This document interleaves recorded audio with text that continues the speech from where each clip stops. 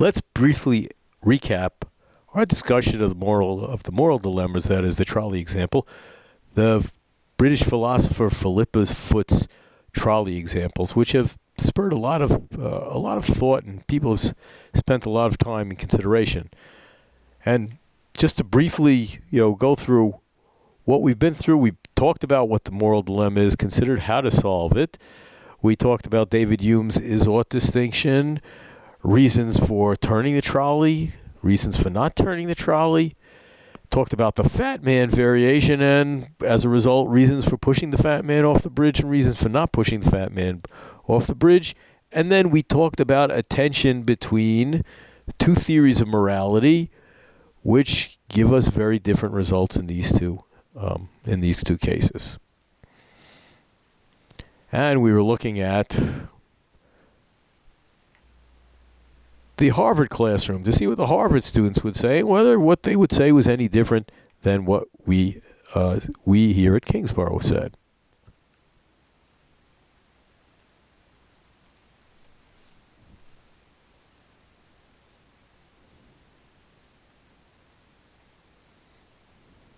Now, I had a couple slides in there which summarize the discussion questions that I asked you to answer online. And I'd like to just spend a few minutes recapping kind of where we've been. Not that we've solved the problem, but we're kind of beginning to understand the difficulty in making these moral decisions and figuring out why one decision would be right rather than the other. And first, we talked about David Hume and his is-ought distinction. And as we noted, David Hume claimed that you cannot derive ought, that is, you can't derive moral judgments from facts, or you can't derive value judgments from factual judgments or based on what we are going to do. And we noted that morality deal with questions about what ought to be the case or what ought to be done, or rather than what is in fact the case or what we actually would do. The interesting thing is, in the trolley example, the majority opinion was that the right thing to do was to turn the trolley. And probably the most cited reason for this is a moral principle, saying that it's better to sacrifice one life to save many. And while it was a majority opinion, and the most often cited reason, it was not a unanimous decision. That is that the right thing to do was for the driver not to turn the trolley. And the Harvard student who was giving his reason suggested that the reason to adopt this position is because the principle cited for the alternative position, right? And you can only take one or the other position, was a bad reason because it was used to justify some really bad things. And you certainly can take examples from the past to suggest this.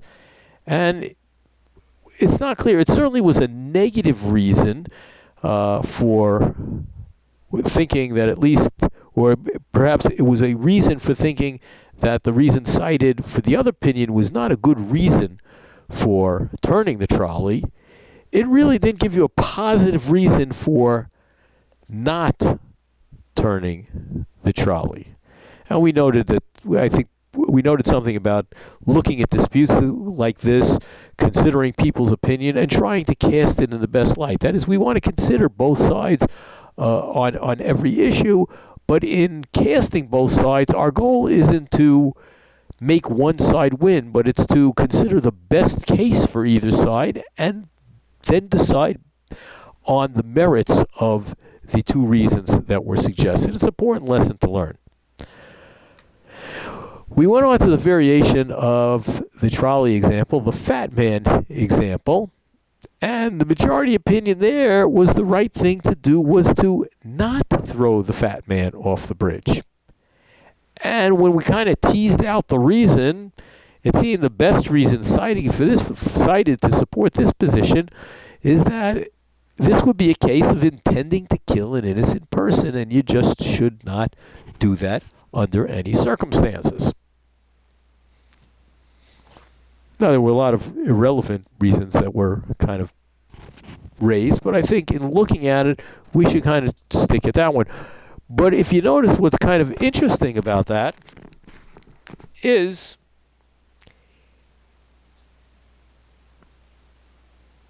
the question of what happened to that principle that we should sacrifice one to save many, that the numbers are important.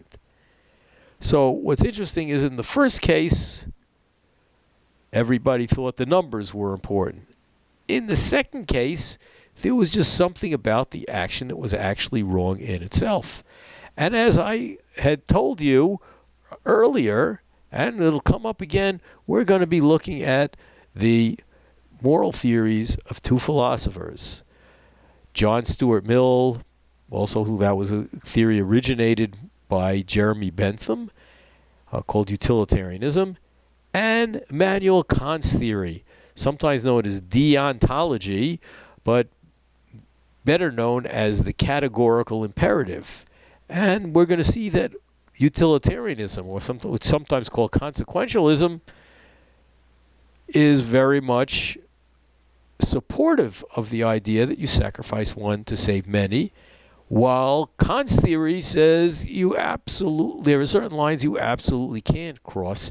And for us, it remains for us to resolve is understand the theories and see which theory is correct. And that's what we're going to be spending some more time in a couple of sessions, getting onto those theories and really looking at them in some detail. Now, one thing we should mention is it seemed like a good reason, but most people couldn't explain why, in the first case, they accepted the principle save one, to spare many, and in this case, they didn't. Why should you pick the one in case of the why should you pick one in one case, one moral principle, and the other case we're picking another moral principle? And that's really something that we're going to try to address as we start looking at these theories. But now we're going to turn to a couple of questions that are kind of important as an introductory student in philosophy to understand this. First of all, we've been talking about morality, we're talking about ethics. What does that have to do with philosophy? Why is that a discipline within philosophy? And to do that, we should really get a better idea of what philosophy is, so we're going to turn to that question.